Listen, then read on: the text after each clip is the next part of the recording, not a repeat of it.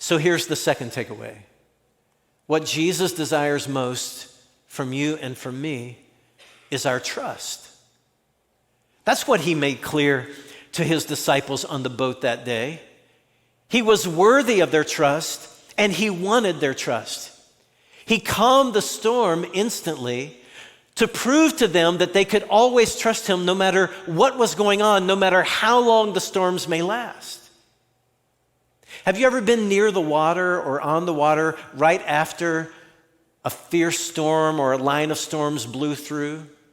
I mean, the sky may clear, the wind may calm, but what about the water? Well, the water is still choppy, but not on this day, not with Jesus. Jesus calms the wind and the water, and some might sarcastically say, well, maybe the storm just blew over. But he stilled the water. Peace, be still. And it was still. The noise was gone. It was water skiing smooth in an instant. Ever been out right at sunrise to water ski when the water is like glass? That's what happened on the Sea of Galilee in that moment. The waves were replaced by an eerie calm. You know, I love the final line in the record of this event. Matthew 8:27 says, the disciples were amazed. The disciples were amazed. Who is this man? They asked, as if he hadn't just proven who he was. Even the wind and the waves obey him. There was such fear and terror associated with the water, with the sea, and with storms. They didn't have the radars. They didn't have the ability to predict the weather. They couldn't do what we do in terms of awareness. There was so much fear. So the disciples, they see what Jesus does. Even the wind and the waves obey him. And if the wind and the waves obey him, why are you afraid? Why am I afraid? He is God in the flesh. That's who he is. He can be trusted. I don't recall ever mentioning it in a teaching, but more than 30 years ago, my sister and brother-in-law lost a child. They named him Joshua, but when his little body was born, his spirit was already with the Lord.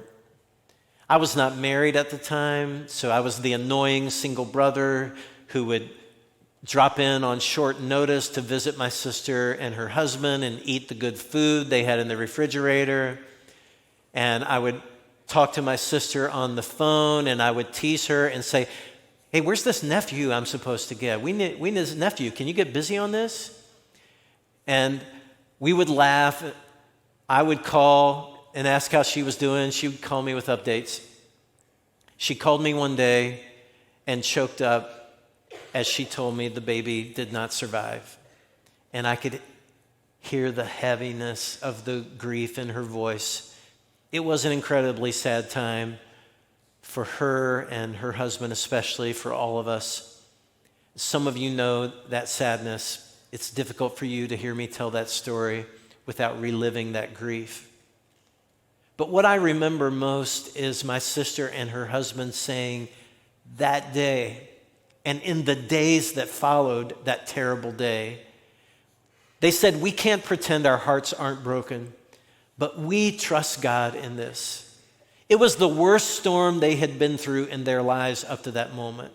But they were expressing their trust in God. They didn't know what it meant. They didn't know what the future would be like. They didn't know if they would have a child, but they were choosing to trust God.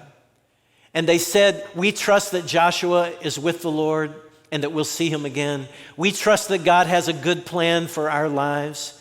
We know that God loves us even though this is a painful loss. And we trust that we'll all be reunited someday.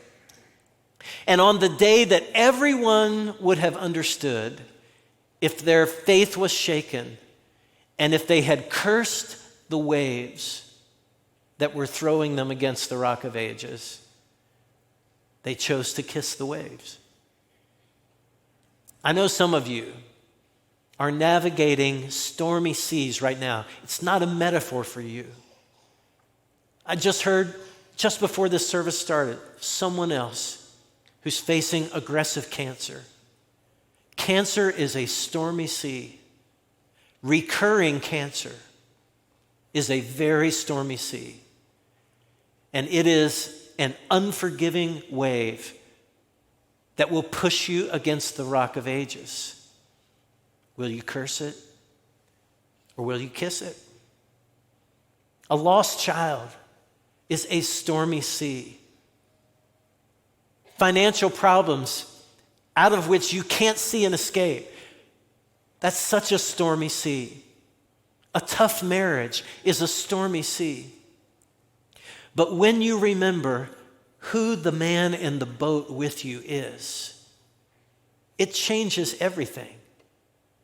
Who is this man that even the wind and the waves obey him? And I promise you, every other force, every other evil, every other problem, every other trial will also yield to his voice someday. He will say, "Peace, be still," and it will be over. So will you trust him with your whole life? Not just as you look back and see that he got you through it. Will you trust him during your storm?